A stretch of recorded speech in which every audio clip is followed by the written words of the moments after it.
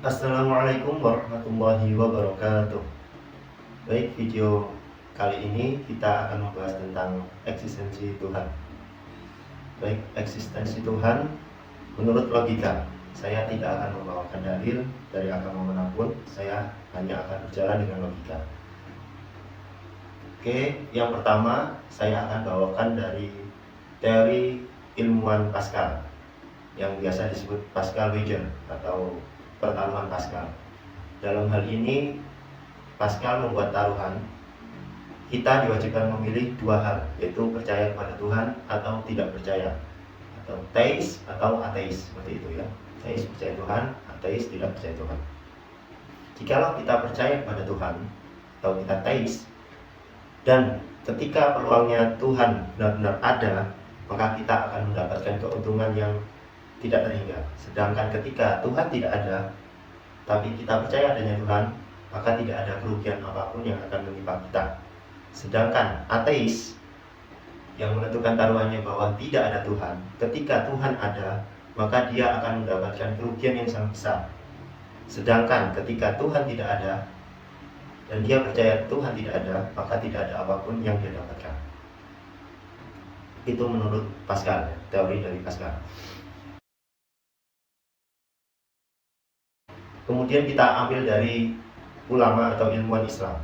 Ini tentang logika saja, tidak ada dalil yang disampaikan. Pada suatu hari, Imam Abu Hanifah mendengar di suatu kampung terdapat satu orang ateis yang sangat-sangat cerdas. Beberapa ulama kalah debat dengannya tentang keberadaan Tuhan atau eksistensi Tuhan ini. Terdengarlah berita ini ke Imam Abu Hanifah. Kemudian beliau menantang seorang ateis cerdas tersebut untuk melakukan debat terbuka di suatu pagi, di waktu duha, di sebuah lapangan, dan harus disaksikan oleh warga atau kerumunan yang banyak seperti itu. Kemudian dengan sombongnya si ateis ini menyetujui perdebatan tersebut dan menunggu esok hari. Kemudian esok hari ateis datang lebih pagi, bukan tepat waktu, datang lebih pagi di lapangan tersebut. Sudah banyak kerumunan di sana di waktu duha.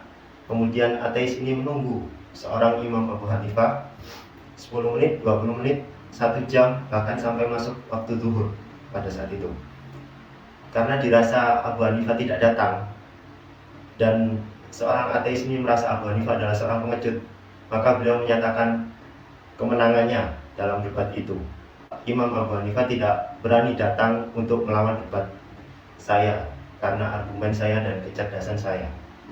Tidak lama setelah itu, seorang ateis ini menyampaikan seruannya atau pemikirannya ke khalayak ramai. Dan khalayak ramai ini mendengar baik-baik dan mulai mencerna, bahkan mulai percaya dan meragukan Tuhan.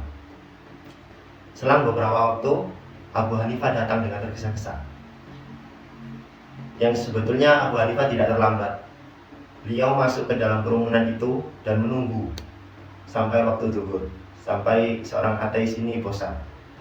Kemudian beliau datang ke atas panggung itu, bertemu dengan ateis, tapi ateis tidak mau berdebat dengannya karena kamu sangat terlambat. Saya tidak akan mentolerir keterlambatan kamu kecuali dengan alasan yang benar dan logis. Kemudian Abu Hanifah menyatakan alasannya, mengapa dia bisa terlambat.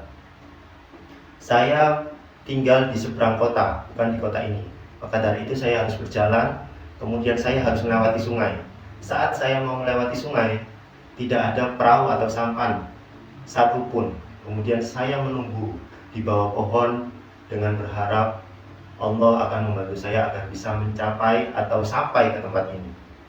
Kemudian tiba-tiba angin datang kencang dan merobohkan satu pohon besar yang jatuhnya kebetulan di sungai tersebut. Dan kebetulan ada sambaran petir yang jikalau petir itu menyambar sebuah rumah itu akan roboh.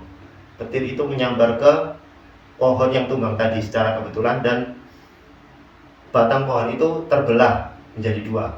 Dan secara kebetulan besi-besi datang membentuk sebuah kapak. Dan secara kebetulannya kapak itu bergerak sendiri membuat dari sebatang kayu tersebut sebuah perahu. Dan secara kebetulan datang 2 buah batang pohon yang itu berfungsi sebagai pendayung dari perahu itu. Dan saya langsung menaiki perahu itu. Secara kebetulan perahu itu berjalan sendiri dan dayung itu bergerak sendiri, dan sampailah saya di tempat ini. Maka dari itu sekarang kita akan mulai perdebatan kita tentang eksistensi Tuhan. Kemudian seorang ateis itu berkata, apakah kamu waras? Tentu saya waras. Kemudian ateis itu bertanya kepada segerombolan orang itu, khalayak, apakah kalian percaya tentang cerita Abu Hanifah yang barusan beliau jabarkan? Dan warga pun mulai ragu akan akal dari Abu Hanifah. Kemudian Abu Hanifah bertanya kepada seorang ateis tersebut, jikalau sebuah kebetulan yang bisa menciptakan perahu sekecil itu kau tidak percaya, mengapa kau percaya dengan kebetulan yang bisa menciptakan alam semesta sebesar ini? Ada bumi, ada matahari, ada tumbuhan, hewan, dan lain sebagainya. Kemudian ateis itu terdiam, dan Abu Hanifah tanpa berkata apapun meninggalkan kerumunan itu, kemudian berjalan pulang dan diikuti warga-warga atau segerombolan penduduk tersebut, dan meninggalkan seorang ateis sendirian di sana. Baik, mungkin itu cukup untuk menjelaskan tentang eksistensi Tuhan. Saya akhiri. Semoga kita diwafatkan oleh Allah Subhanahu wa Ta'ala dalam keadaan iman, Islam, dan kita tutup kematian kita dengan kalimat La ilaha illallah. Amin amin ya rabbal alamin. Wassalamualaikum warahmatullahi wabarakatuh.